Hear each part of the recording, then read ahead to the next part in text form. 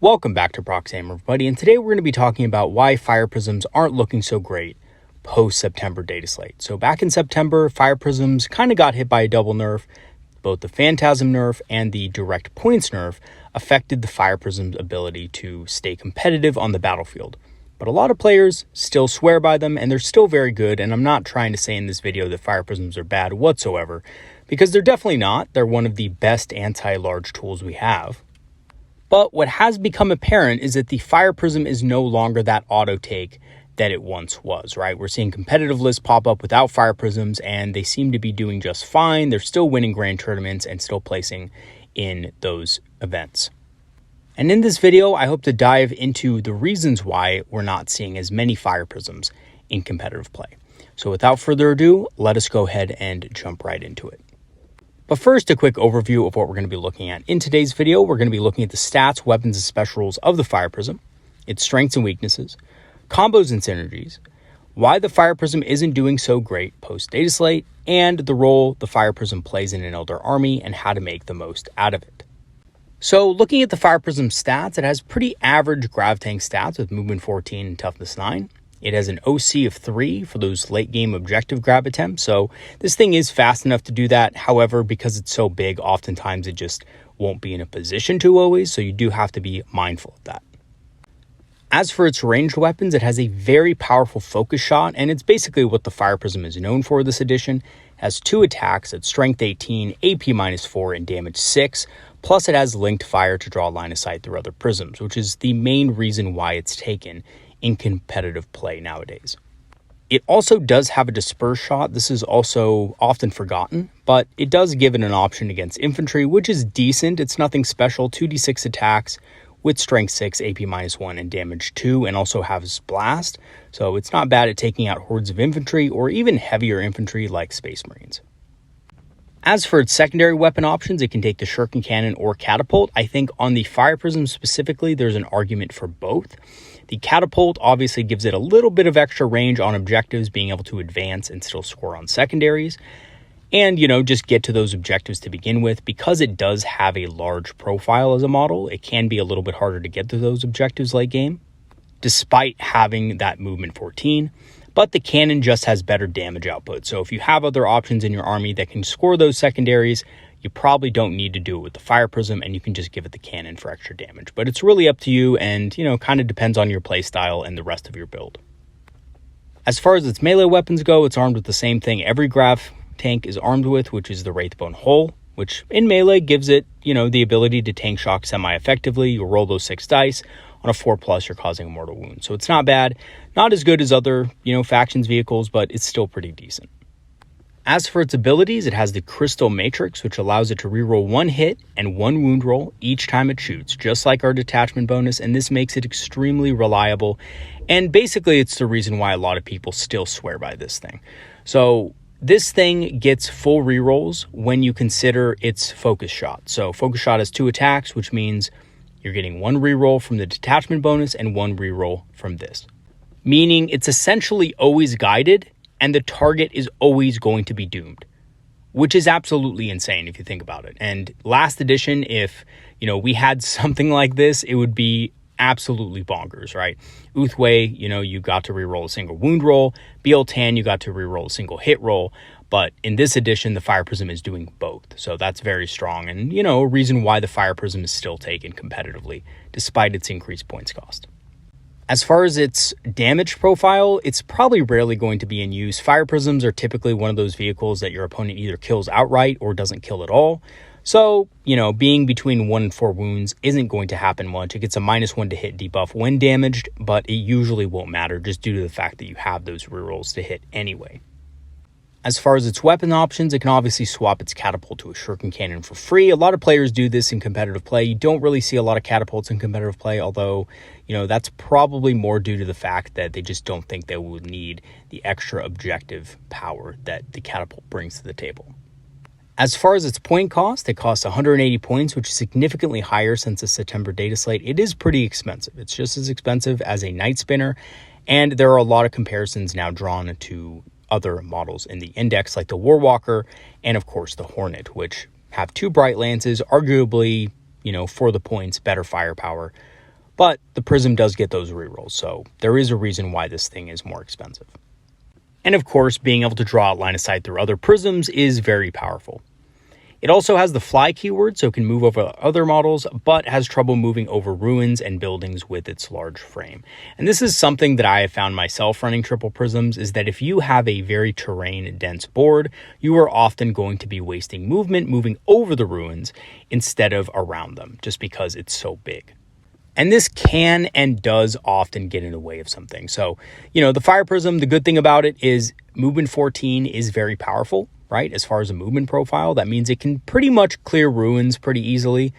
It doesn't have too much trouble with that, but there are some downsides to it, which is, you're not going to be able to get to those late game objectives like you thought you were. And, sometimes this can be a little bit of an issue, especially when you really need to get somewhere on the board quick. Sometimes the Fire Prism won't always be able to do that because of, the combination of having fly and also the large frame of the model itself. All right, so moving on to the strengths and weaknesses of the Fire Prism. The strengths are obviously it's very hard hitting. Strength 18, AP -4 is basically cracking through most heavy armor. It can draw line of sight through other Fire Prisms, which is very useful. Again, it helps you get better line of sight to hidden targets and things like that you might not otherwise have. And the combination with Fire and Fade makes it safe to do so.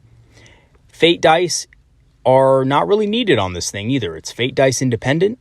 Because of its flat damage and 2 hit and wound rerolls, you will never need to use a Fate dice on this model when it comes to rolling damage. However, its weaknesses are it's expensive and resource heavy. So it's 180 points for this thing. You're probably going to want at least 2 of these things in your army, so that's pretty expensive. And you're going to have to use Fire and Fade on it every single turn, which is 2 command points. So that is a significant investment in resources. It also needs to be run in multiples, like I said before, to remain efficient. Just having one of these is okay, but there are better options if you're looking just for a single model, like the Warwalker, for example, or the Hornet for the cost. To make best use of this thing, you really do need to use that linked fire, and that means at least 2 Fire Prisms on the table. As for its combos and synergies, the Viper allows them to ignore cover, which is actually really useful. It doesn't seem like it'd be very useful on something with AP -4, but if a target is in cover and it has heavy armor like a 2+ armor save, that tank is getting a 5+ armor save against your shooting. So it doesn't seem like that much. It doesn't seem that great on paper, but in a game, when your opponent rolls that 5 and smiles as your Fire Prism does nothing, you will want to wish that you took a Viper.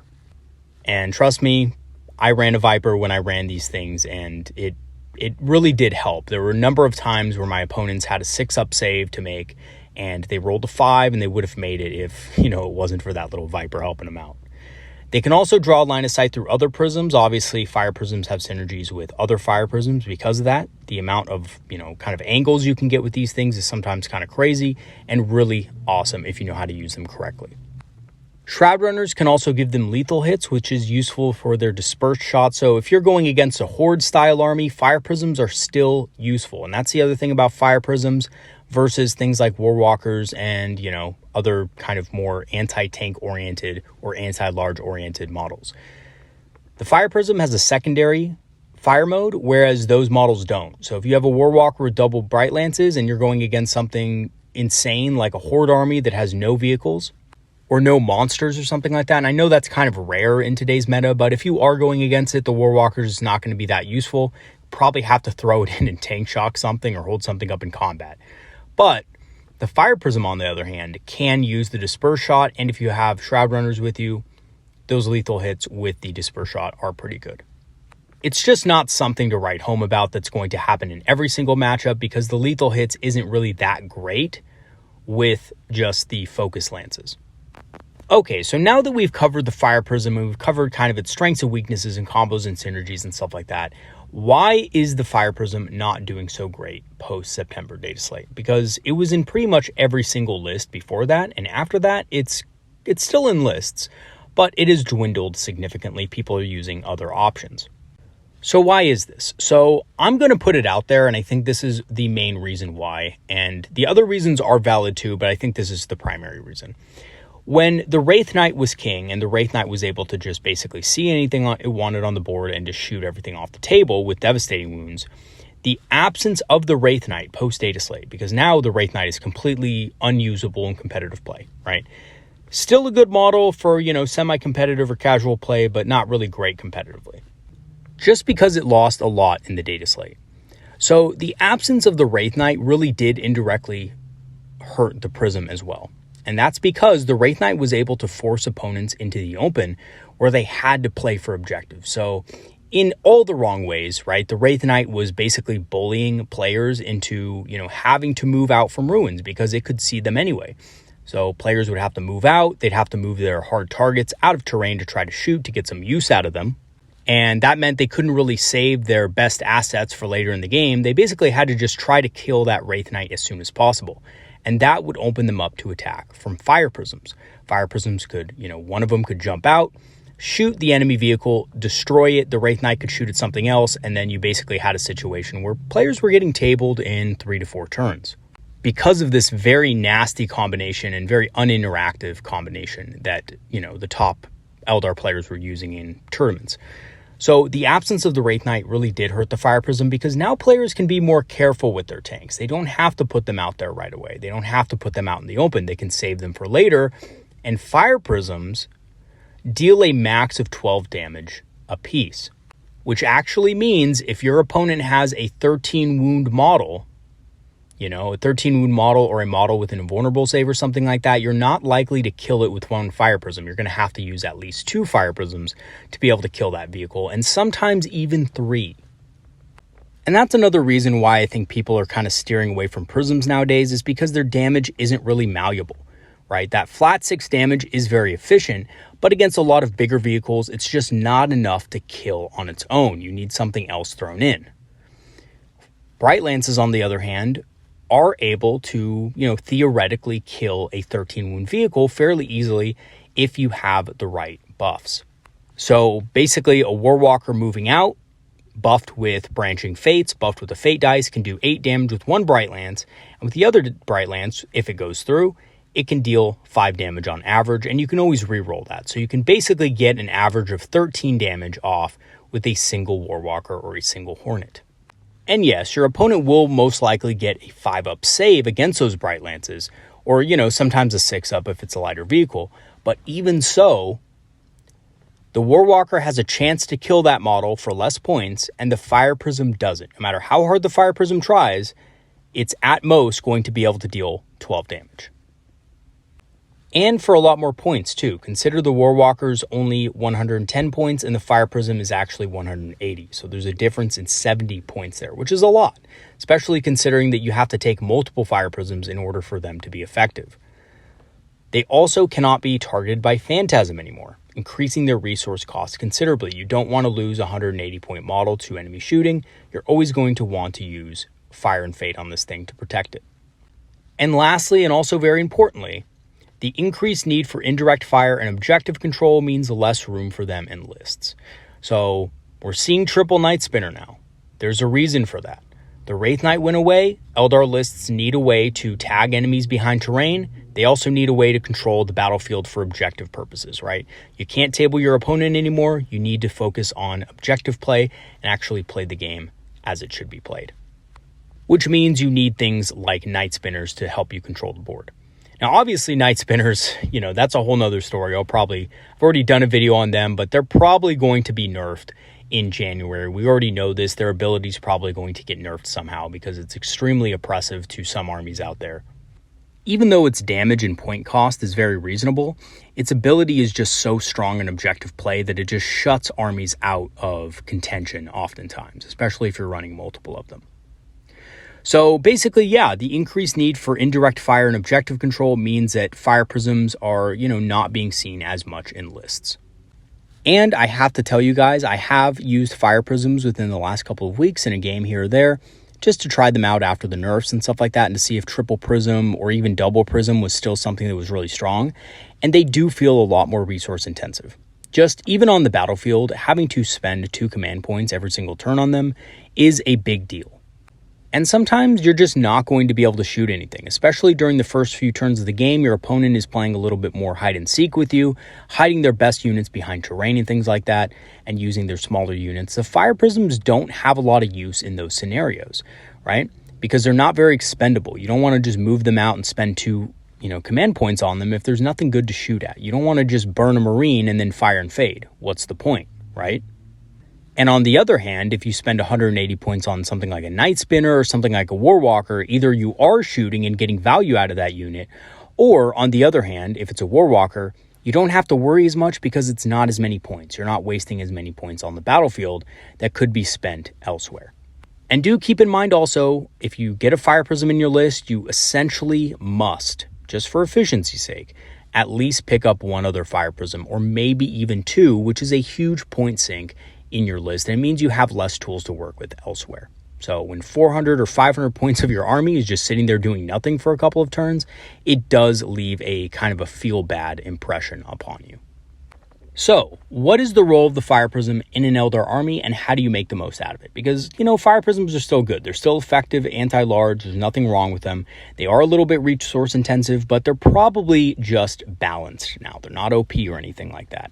So what are Fire Prisms good at? Well, Fire Prisms are great at hard target elimination that operate best in pairs or a trio to maximize damage while remaining out of line of sight.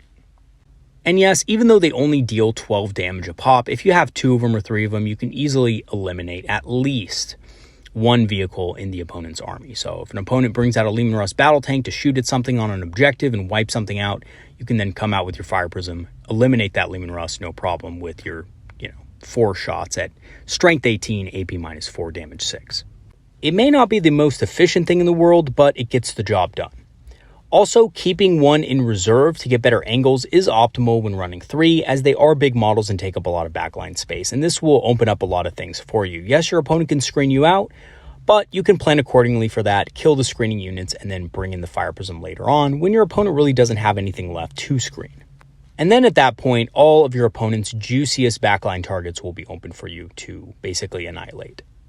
And lastly, something you do have to keep in mind when using Fire Prisms, Fire and Fade is a must for them. You do have to have command points for this, so including an Autarch in your list or something like that, so you can guarantee having that command point in the beginning of their turn after you shoot is vital for their success. Alright, so in conclusion, while Fire Prisms are still great, they are certainly no longer auto-include because of the reasons I mentioned earlier. The combination of points hikes, the need for more board control and objective play, and the increased resource cost has made a significant impact to the Prism in competitive play. However, having said that, I still think they're really good. I still think they're effective anti-large. If you do have them in your list, that's great. Another thing to mention is that if you're comfortable using Fire Prisms and you're really good at being able to maneuver them across the battlefield and stuff, there's no real need for you to get rid of them out of your competitive list. They are still very effective, but there are some problems that they're running into now in more competitive play just because of the need, again, for more indirect fire and objective style play, neither of which the Fire Prism is very good at. And when you compare this to, going a little bit wider with more Bright Lances, more Warwalkers and Hornets and Vipers and things like this, the Fire Prisms look a little bit more comparable, whereas before the Fire Prisms were kind of, the dominant choice, the auto-include, if you will, and now they're kind of more on the same level, which is really good. Despite the nerfs, I am glad that the Fire Prism is finally in a place where it is comparable to other things in the Eldar Index and is not just a simple auto-include, which hopefully means we'll get more Fire Prisms in stock, which I think actually GW now finally does have. We do have more Fire Prisms in stock now. So we can build those Fire Prisms. And of course, for the people out there using the Night Spinners, you can magnetize to use a Night Spinner as well. All right, everybody, that is going to be it for today's video. Thanks for watching. Thank you to all my patrons and supporters who have supported the channel over the last months. Your help has greatly improved the channel and helped it grow significantly. We're almost at 3K subscribers. Let's go ahead and reach that goal. I'm hoping in a couple of weeks, but we'll see. And if you do want to support the channel and become a Patreon member, I have free trials activated. Free trials will grant you permanent access to our Discord community, which is a community of Eldar players and enthusiasts who like talking about strategy, tactics, and of course, hobbying. I will leave the link for that in the description. I'm also an Amazon affiliate and have a channel store page, so if you want to grab some Eldar-inspired apparel on my channel store page, or you want to pick up some discounted Eldar miniatures through my affiliate link in the description. Both of those things will help the channel. And thank you to all of those who have helped the channel through those mediums. Lastly, I do have an Eldar Knights Kickstarter going on. If you want to support that Kickstarter, you can check out the link below. I don't think we're going to make the goal, but I'm hoping that, maybe there's a, blessing of Isha in our future and maybe something will happen. But, if that's the case, it's fine. I'm still going to work on the Eldar Knights Index, and you guys will have it within a month or two. And then you can, kind of proxy models and play around with it and tell me what you guys think about it.